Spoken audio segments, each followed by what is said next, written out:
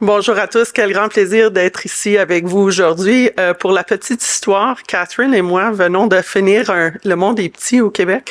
Catherine et moi venons de finir notre cours de l'Institut of Corporate Directors à Toronto depuis les derniers mois. Alors, on se dit au revoir la fin de semaine dernière, puis elle m'écrit en fin de semaine dire « J'ai vu ton nom dans le programme, on se voit lundi. » Alors, what a small world.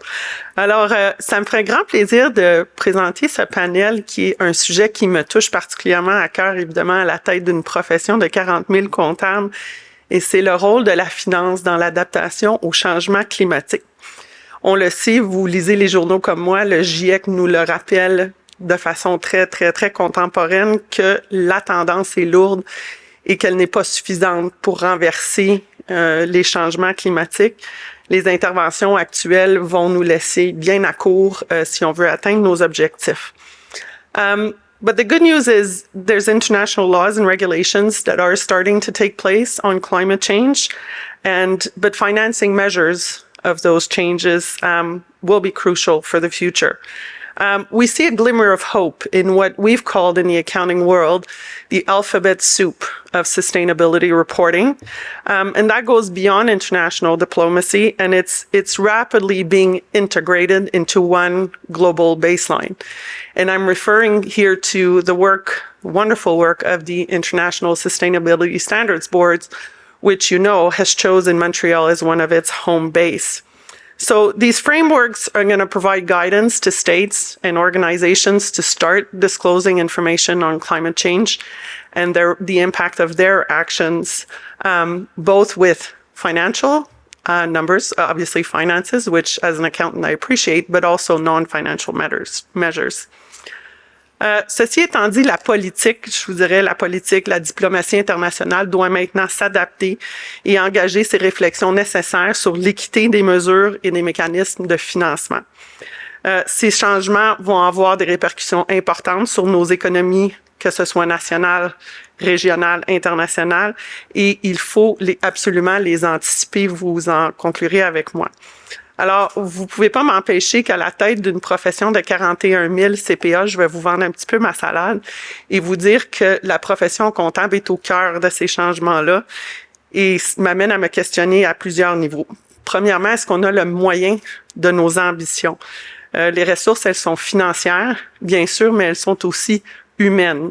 La profession comptable est en pénurie de main-d'œuvre comme plusieurs autres professions et c'est l'amassement des connaissances humaines qui vont permettre de prendre des bonnes décisions à des problèmes qui sont complexes. Alors, comment amener les jeunes, la relève dans la profession pour vous aider comme dirigeants et aider nos gouvernements à prendre les bonnes décisions? L'éducation des différents partis, évidemment des parties prenantes, est très important. Tellement qu'à l'ordre des CPA, mais c'est un point central de notre réflexion stratégique de bien former nos 41 000 CPA au Québec, mais aussi nos futurs CPA pour qu'ils puissent vous accompagner dans ces changements climatiques. Je pense que la preuve n'est plus à faire, que la finance durable devient essentielle à la pérennité de notre économie et que les CPA seront au cœur de cette transformation-là. La mairesse le disait ce matin d'ailleurs que c'est vraiment important maintenant pour l'économie à Montréal. Then there's the question of equity, right? And which flows from resources, because we know that sustainability as an international issue, we can't leave anyone behind. And the OECD recently announced some news that the member countries are now providing $100 billion a year of funds being committed to adapting to climate change for the poorest countries. However, that is not nearly enough.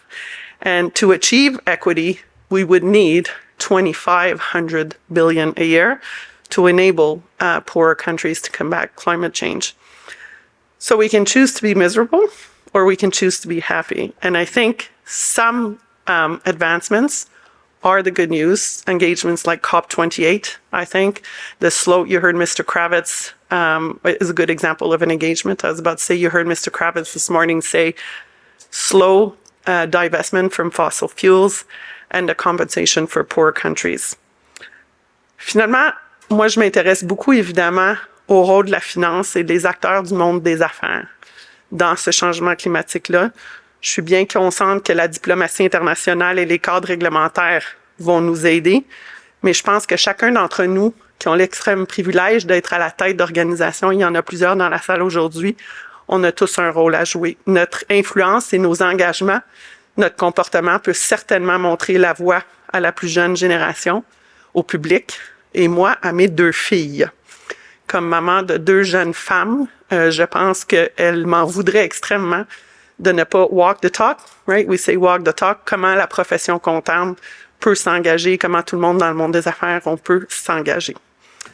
So I think today's panel is extremely relevant, and I will note it is an all-women panel. How about that? I think it's the second all-women panel of today, and I'll agree with the comment made earlier. Yeah, for sure.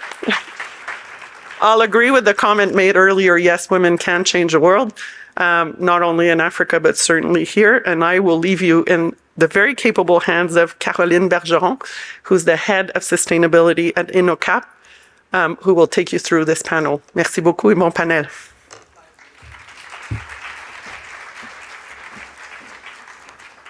Bonjour à tous. Good afternoon, everyone. So my name is Caroline Bergeron. I'm Global Head of Sustainability and Impact Solutions at INNOCAP. INNOCAP is headquartered here in Montreal. We have offices in 5 countries, and we work with some of the most sophisticated institutional investors around the globe to help them structure and monitor their investments in a superior way, which notably includes allow them to catalyze some assets into sustainability-focused investment strategies. So I'm thrilled to be here today with a fantastic panelist to talk about the decarbonization of finance at a tipping point. And to set the stage for our conversation, I'll ask each of you to introduce yourself and your organization. We'll start with you, Saloua. Okay, well, good afternoon, everyone. Delighted to be here. My name is Saloua Benkhouya, and I am a VP private placement and impact investments at Solidarité FTQ. So you've seen the video earlier introducing Le Fonds Solidarité, but I will take a few minutes just to introduce the Fonds. The Fonds celebrated 40 years last year.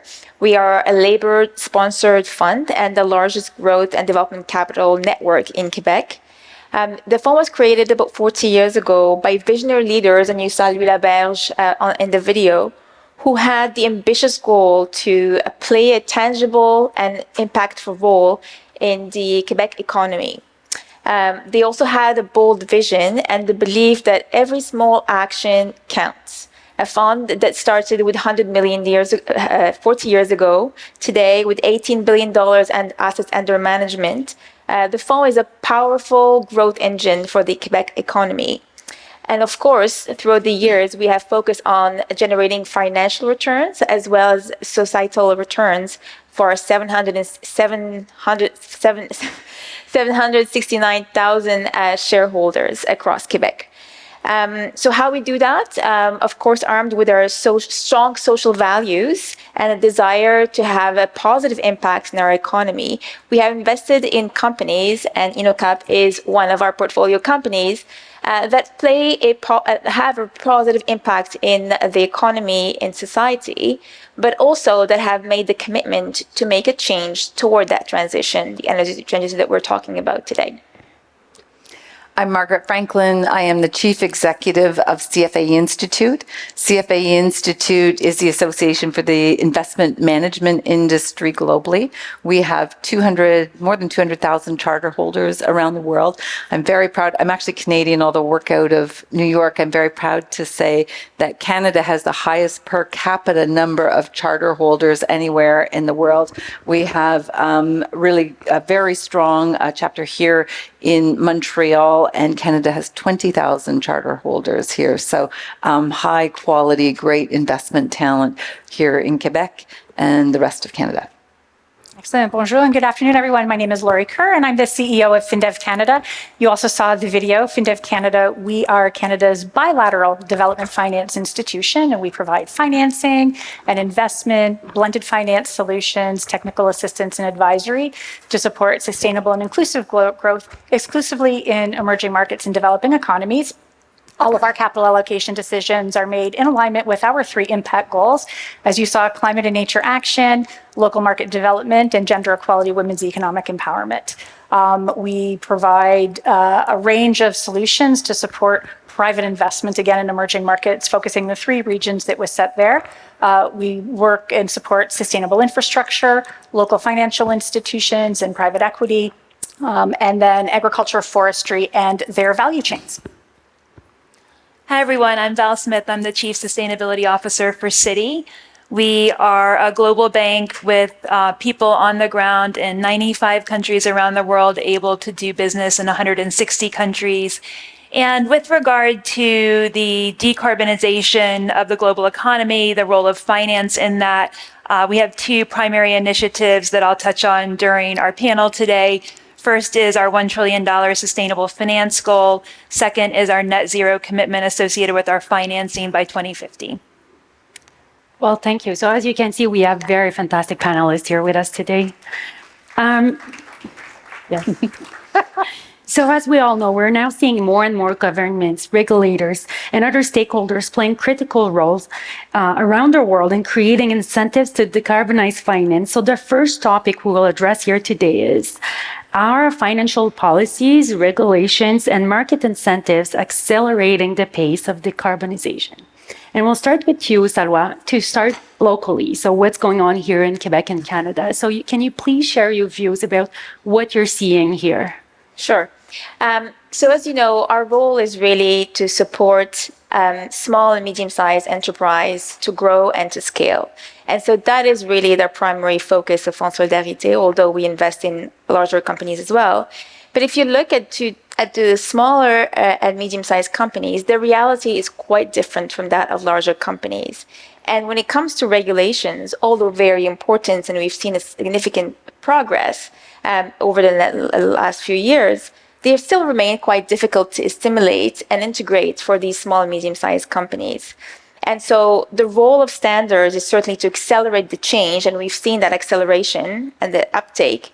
However, we need to be mindful of the reality of the small and medium-sized companies and ensure that as we talk about the transition, we play also a critical role in supporting these companies to transition, to adapt our requests and our approach to these companies as well. And so, when you talk about large institutions, most of them have entire departments dedicated to helping them have a strategy or adapt in terms of ESG requirement. Small companies don't have that luxury, don't have the resources, and in most cases don't have the capabilities.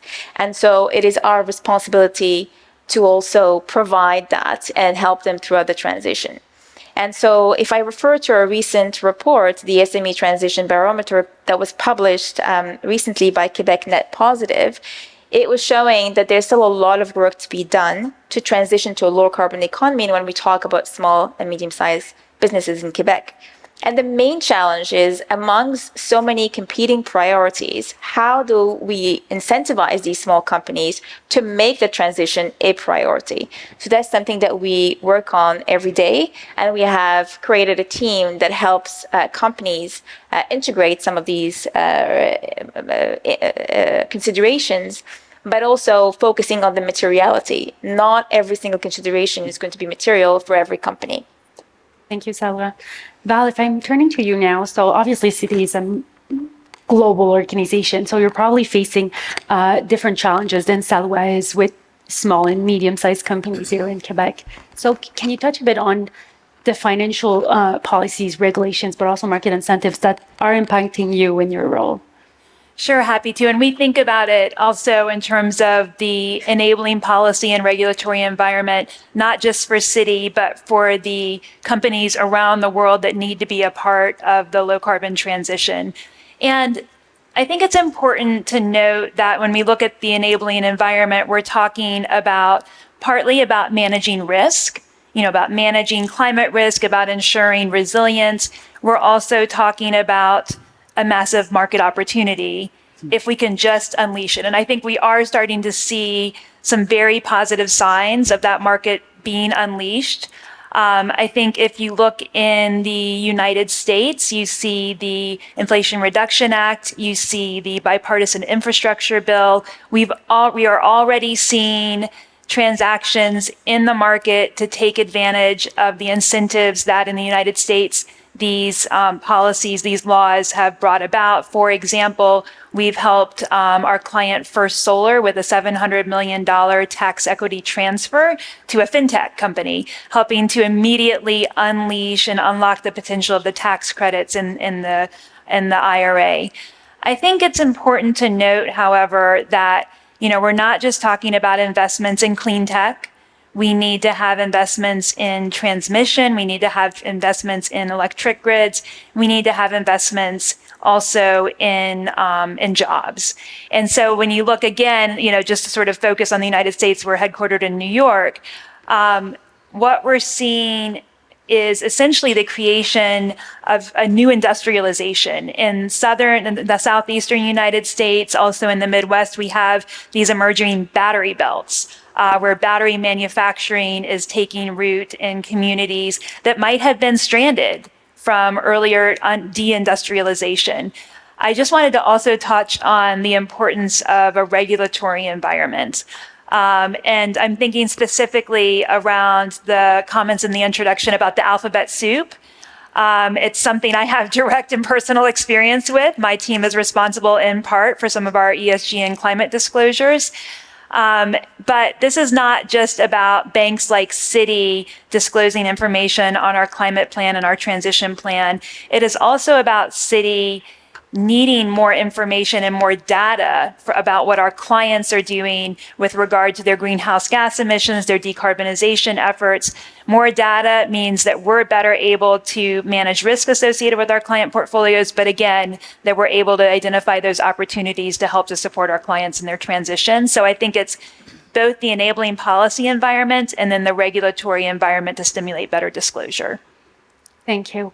And for you, Lori, now we talked about the United States. Your focus is really emerging markets, but I'm sure that like in the emerging markets, they're also affected a lot by what's going on in developed economies. So can you give us a bit about like what are the impacts that you're currently seeing for the emerging markets right now? Absolutely, thank you. And I'm going to pull up a couple of threads that were already spoken to, and I'm sure we'll elaborate more on that as we go forward. But of course, there is growing recognition since the Sustainable Development Goals were established in 2012, as well as the Paris Agreement in 2015, of having increased ambition, but also aligning financial policies and regulations with climate and sustainability goals.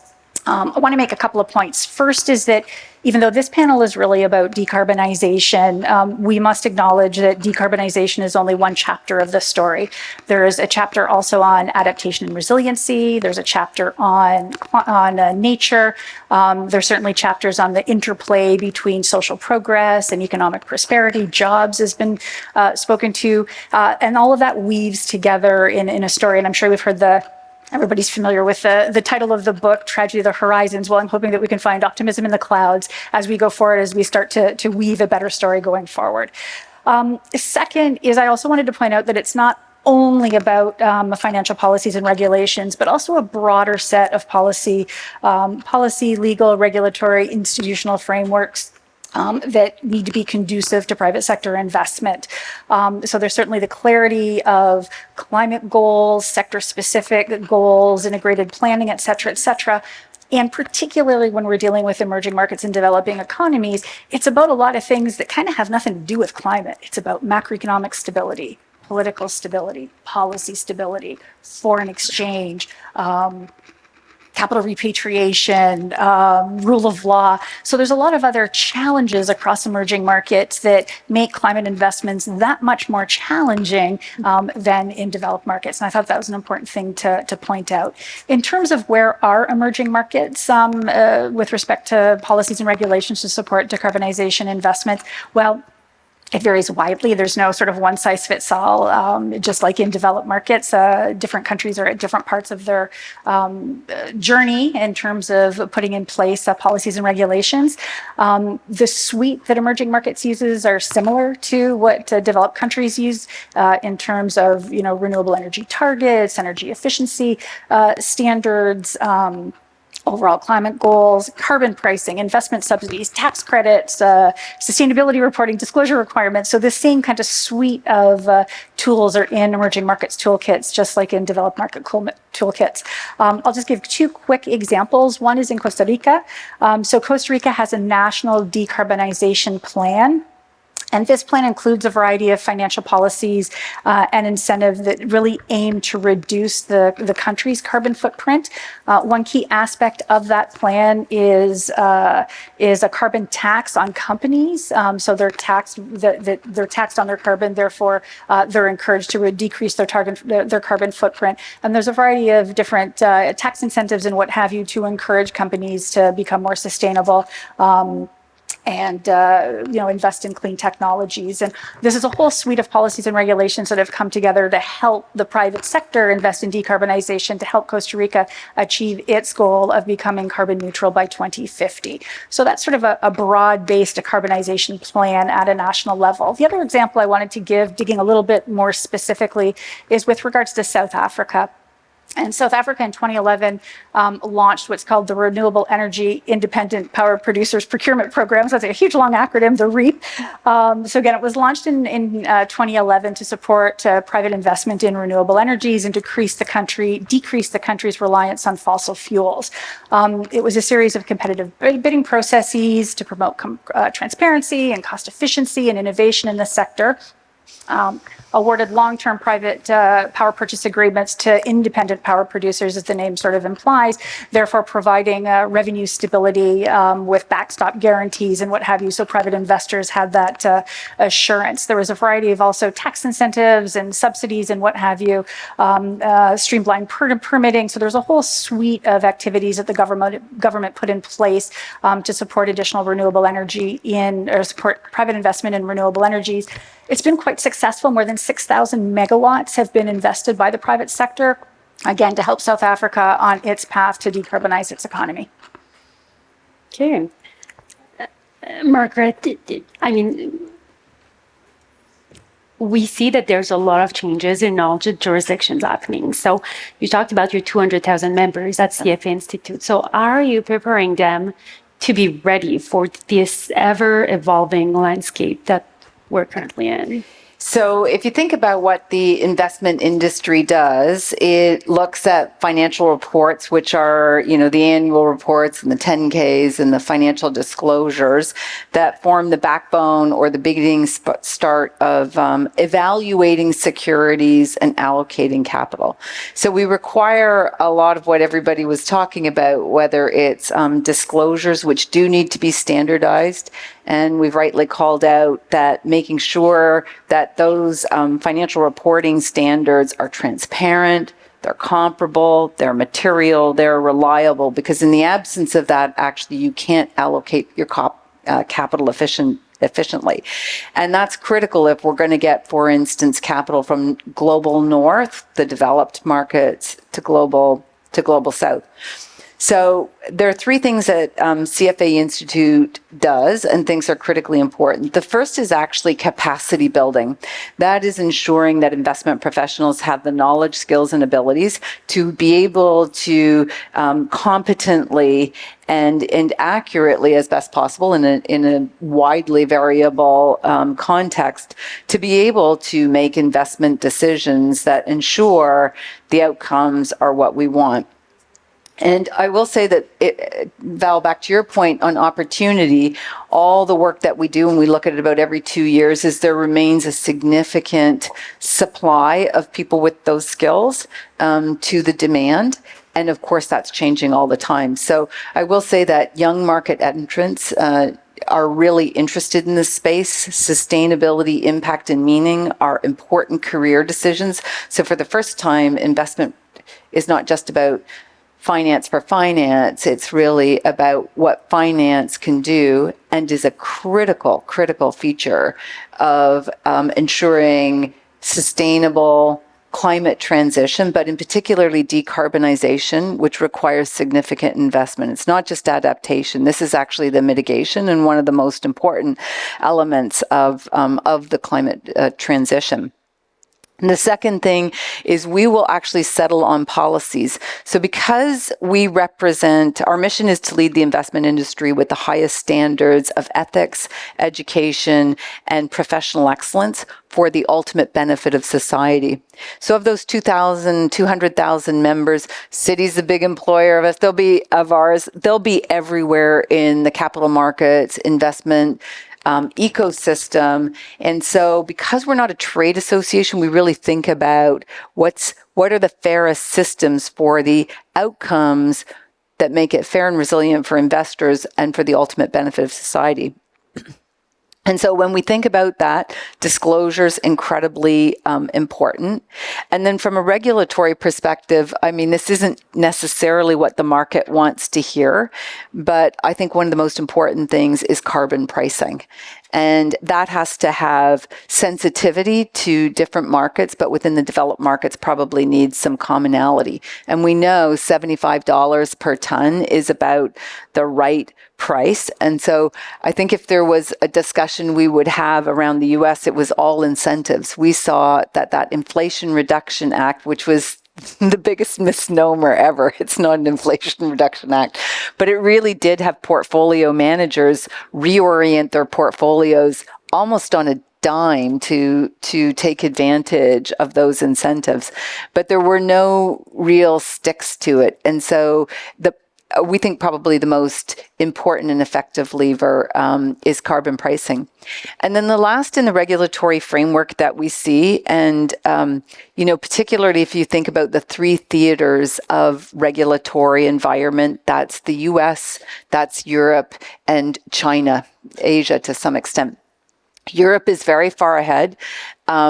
However, they are really trying, I think, Lori, to get what you are looking at, which is to put a whole bunch of things through the capital markets. And that's not the way capital markets work, right? The first thing you have to do, and particularly you think about pension plans, some of the PSP and CDPQ and the big pools of capital that you have here, their job first and foremost is to provide returns and security, a resilient system for beneficiaries who've foregone income to, have a secure retirement. And so Europe probably puts too much into that regulatory, and policymakers will have to actually step up in a way that they haven't. So we really advocate for that. That being said, politicians do not make good capital allocators, and they do not make good portfolio managers. So that's been very interesting. So if we think about all these new regulations and market incentives and so on, obviously all these changes will lead to more innovation. And as you said, portfolio manager now changing their strategies and so on. I'll stay with you, Margaret, on this one. So at CFA Institute, you've been writing some research paper on different topics, but including navigating transition finance and action list and climate data in the investment process, challenges, resources, and considerations. So we want to talk about innovation here. So what are you seeing right now as key innovations in terms of investment strategies or financial instruments that are leading the market right now? So I think there are just a couple of really interesting dynamics going on. First of all, the big pools of capital around the world, think Canada Pension Plan, GIC in Singapore, GPIF in Japan, here Caisse de dépôt, PSP. These pools of capital are hundreds of billions of dollars, and they are very long-term investors. And when you think about net zero, it's net zero 2050. So you do need long-term capital. So I think those asset owners actually are where you want to start. And no doubt Citi is doing, working with many of these players to develop products and strategies that work very well for them.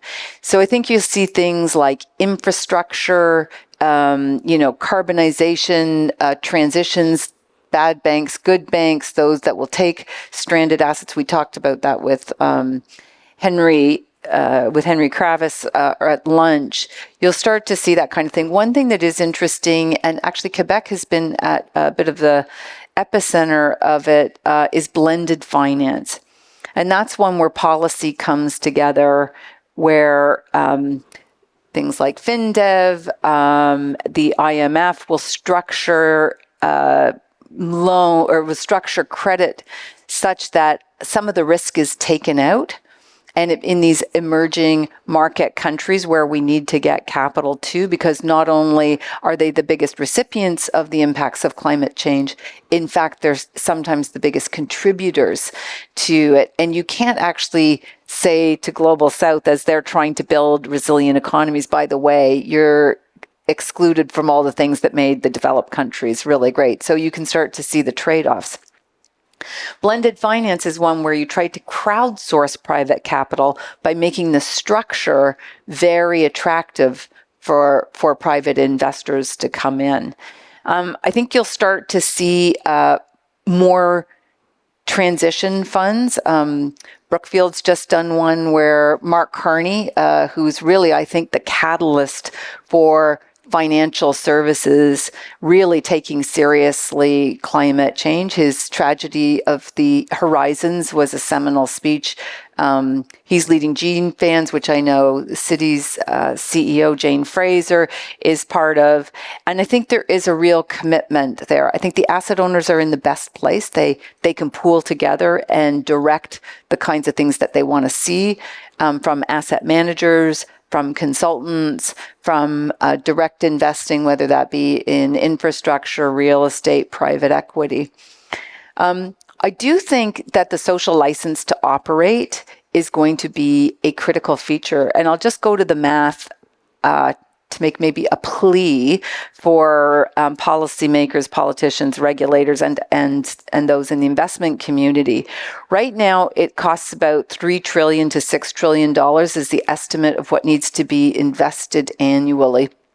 Because we've delayed really for now about 7-8 years, and certainly the last coming up on 5 years, it's going to cost more every year that we don't invest and we don't address it. And we're investing hundreds of billions, but we're certainly not addressing the trillions required. It's estimated by 2050, it will cost us the impact of climate change on infrastructure, agriculture, you name it. It will cost healthcare. It will cost us 38 trillion per annum. And so there's a real incentive. And I think we're at that inflection point where the cost benefit analysis right now looks like it's about break even. And of course, no part of the world, including here in North America, which we're a little late to the party, has been spared from the impact of climate. So if you think about Texas, Arizona as good examples, had more than 100 uninhabitable days without air conditioning last year. And Texas in particular is a great one to call out, because while what we read about is pretty, politics, perhaps maybe not at its best.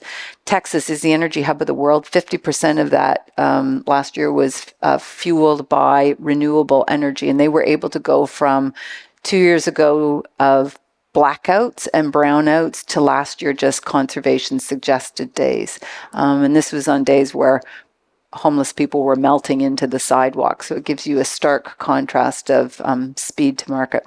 So I think those are the kinds of things you'll start to see, and the market will pick them up quickly, particularly if they're structured to reduce some of the risk. Thank you for that. And I want to piggyback and go to you, Laurie, especially on blended finance, because obviously emerging markets, I think the emergence of blended finance, and now that it's growing, has a real impact on what you're seeing in the emerging markets.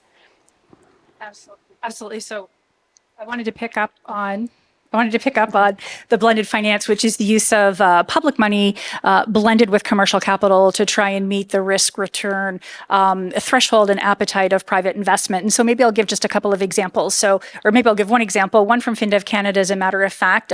Certainly we invest, as you saw from the video and the introduction, that we invest on a transaction by transaction basis, right? Portfolios are made up of transactions, and we'll continue to do that.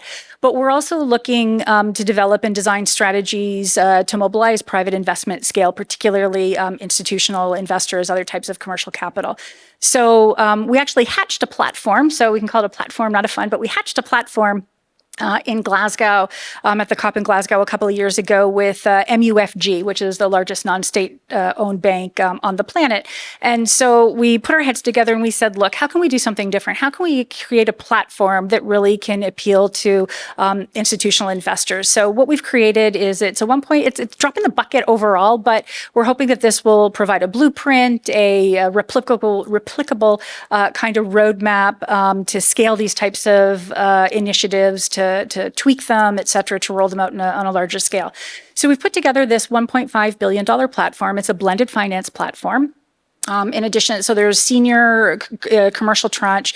We've got some risk sharing. We've got some equity from the Green Climate Fund, which is a global climate fund, as people may be aware of. We've been able to get some concessional resources from them to put in a tranche of concessional. We're bringing in some commercial insurance. FinDev Canada is also investing. We have a small little foreign exchange facility that we're looking at proof of concept for. We've got a sidecar technical assistance facility to help with last mile project preparation. So we're bringing in commercial capital, public capital from the Green Climate Fund, money from FinDev Canada. We're bringing in philanthropies. We're bringing in a whole bunch of different actors in the broader development finance ecosystem to create this platform. Now, what does this platform do? So it is geared towards opening avenues or channels of private finance to markets that have been typically blocked from commercial investment. We're gearing this towards subnational infrastructure providers. A big piece of this is going to be focused on adaptation. So it's not just mitigation. There's an adaptation element as well. The vast majority of private investment has gone into mitigation. So we're really trying to move that needle on adaptation investment. And we're also looking to provide a significant portion of this into the least developed countries and small island developing states. So there's a couple of interesting sort of development finance related aspects to this platform that we're very much excited about. So we're looking for first close towards the end of this year and investments to be to come up very soon thereafter. So that's a particular platform that FinDev Canada and many other actors in the ecosystem are looking to develop and design these blended finance platforms. So we're all sort of learning from each other. The other example of a strategy, a new strategy that I wanted to give has actually nothing to do with FinDev Canada, but I think it's important as we talk about trying to mobilize greater levels of private investment in emerging markets. And that relates to an initiative from the World Bank Group related to their guarantee program. So the World Bank Group, as everybody knows, includes IBRD, IDA, IFC, MEGA, so a whole bunch of other alphabet soup as part of the World Bank. And the private sector lab that was put in place in 2023 to really help the new president of the World Bank think about how can we improve the World Bank's support to private investment. One of the aspects that came out of that was the value and the opportunity around political risk insurance. So what is the World Bank doing? So they have about 20 or so political risk insurance products, or guarantee type products that they're actually bringing together under a single roof. So it's actually quite a big advancement in context of the World Bank Group. They're going to streamline processes. They're going to grow the team. They have a goal of providing $20 billion in annual guarantees in the next 5 years. So they're doing a whole bunch of work to bring together all of the various guarantee products under one roof. So this is to support additional private investment in emerging markets through a really important series of products that the World Bank Group offers. And that's very interesting. It's interesting to see all the different groups and stakeholders that are needed to collaborate to be able to create those innovative products. So Val, turning to you now, and obviously you talked about the city's 1 trillion sustainable finance goal, which is very impressive. So can you tell us a bit more about how do you get there? Like, there's probably a lot of innovation and creativity needed to get to $1 trillion. Well, and I think to the point that's been made on this stage time and again, I think these are amazing examples. It's a lot of partnership required. It's a lot of enabling policy that's required. And it's also, I think for emerging markets in particular, it requires working with development banks and sometimes working with development banks differently. So the $1 trillion sustainable finance goal that Citi has launched is comprised of direct lending, different kinds of financing, facilitating, advisory, a whole suite of financial products that meet one of our either environmental or social criteria. And I would say, sort of underpinning this are some internal mechanizations that have to happen. You have to define for your institution, what is environmental finance? What is social finance? That's based largely on the Sustainable Development Goals that were raised earlier, but focused specifically on the areas that we see around the market that we're able to finance in partnership with our clients and in partnership also with development banks and with governments. We've been able to count about 441 billion toward the 1 trillion goal over the past 4 years, 2020 to 2023.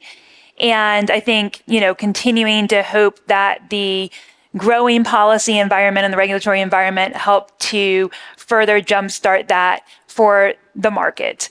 A couple of specific transactions just to sort of bring this to life and show what's happening currently, as a baseline for what we hope happens tomorrow. First of all, with the World Bank. We've been involved in a number of sort of outcome-focused bonds. Most recently, we worked with the World Bank to support a $100 million plastic waste reduction linked bond. Focused specifically on the global plastics problem. We served as the sole structure and book runner on the bond that is helping to expand plastic collection and recycling projects in Ghana and in Indonesia. That's one example of where we're really able to partner with the World Bank, link the proceeds of the bond to the outcome of the activities. Another example closer to home here in Canada is our partnership with a client called Everwind Fuels, which is developing a green hydrogen and green ammonia hub in Nova Scotia on the site of what was previously an oil storage facility and a marine terminal. So that's another example supported by the enabling policy environment here in Canada of where we've really been able to work with our clients, in this case, on technologies for particularly hard to abate sectors. So, this is really just we talk about tipping points on this panel. This is, we hope, the tipping point for sustainable finance and for decarbonization finance. We're just beginning to see the outcomes in the market of some of these policies.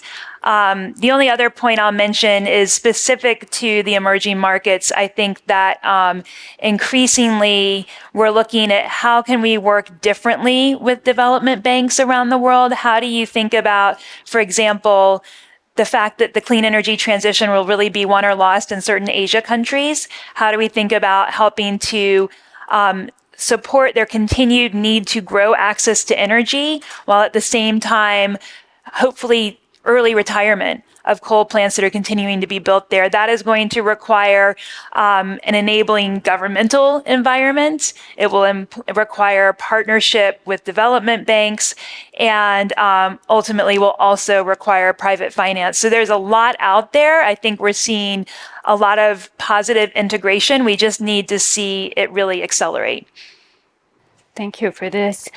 Saloua, we went global, going back local now. So at Fond, what do you see now as innovative financial instruments or strategies that you're using or that you wish to be using, that you wish to see becoming mainstream now in your investments? I mean, I've heard so many great things, and I'm not going to repeat a lot of the things that were said, but I will like to echo some of the things that were said also earlier today at the lunch.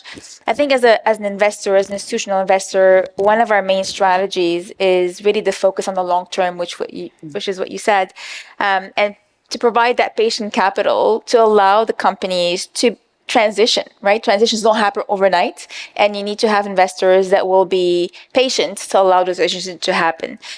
So providing that stability as well to the companies through structuring long-term investments is very important.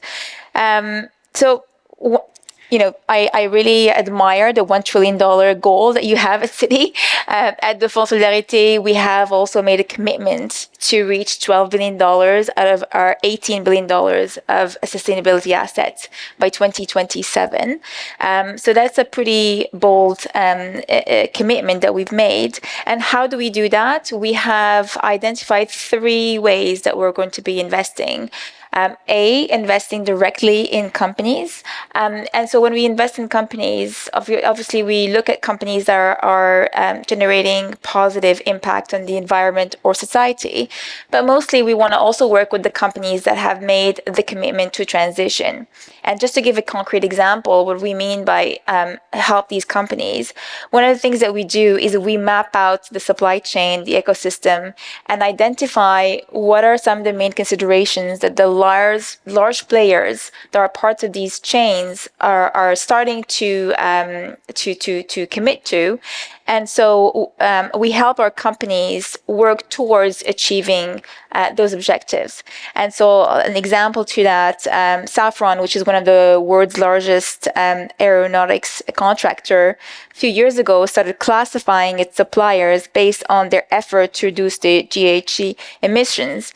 And so we work with some of the companies who are suppliers to this company to help them map out. The other way that we invest is we invest with portfolio managers and funds through the investing in funds as well, evergreen or closed funds that share that commitment. And a great example of that I'll mention is a fund that you were working on, Caroline, is Investi, which is an initiative out of Quebec, where a number of institutional investors came together to invest in a fund that will be supporting new strategies, ESG strategies. And I think that's a great initiative that started here in Quebec and a great example for other geographies. And the last strategy that we have is really by investing directly in what we call structuring projects to fight against climate change. And a concrete example of that is a few years ago, we started what we call Fonds Bioénergie, which is our new LP mandated to accelerate growth in bioenergy in Quebec. And so directly through this new fund, we are investing in companies that help that transition. We've identified an area where we think we can be a major player, and we're investing directly in those companies. Thanks a lot. So we started by talking about the regulation, the policies, the market incentives, which led to innovation, which obviously leads to opportunities. So we want to finish this panel in talking about the opportunities that you're now seeing in the market. And we'll start with you, Laurie. What are the most interesting opportunities that you're currently seeing, like your top 1 or 2 opportunities that? Sure thing. And I love talking about opportunities. It gets me excited. So I think opportunities are infinite in this space. And I won't dwell on the sort of the clean energy, the renewable energy opportunity, both in emerging markets as well as globally. That's obvious. And we've talked a little bit about that today, heard some of the data points for it. But the one I wanted to really point out, and I'll just keep it to one to give everyone else an opportunity, is in buildings, transport, and sustainable cities. And why is this important? So in 1900, London, England was the only city on the planet that had more than 5 million people. Today, we have over 80 cities around the world with 5 million people or more, and 34 cities with more than 10 million people. So population is growing, obviously. Population is expected to be 9.7 billion people in 2050. Right now, about half people live in urban centers. By 2050, 7 out of 10 people are going to live in urban centers. So cities are just going to swell. And most of the infrastructure that's needed to support 70% of the 9.7 billion people are in the planet has not yet been built. So I think when we take a look at buildings, at transport systems, urban transport systems, there's a huge opportunity around the sustainable cities agenda. Very interesting. Val, same question. Opportunities. Well, Citi research has indicated that the decarbonization, the low carbon transition to net zero by 2050 will require about 125 trillion in investment. We also talked about the very significant costs of climate change.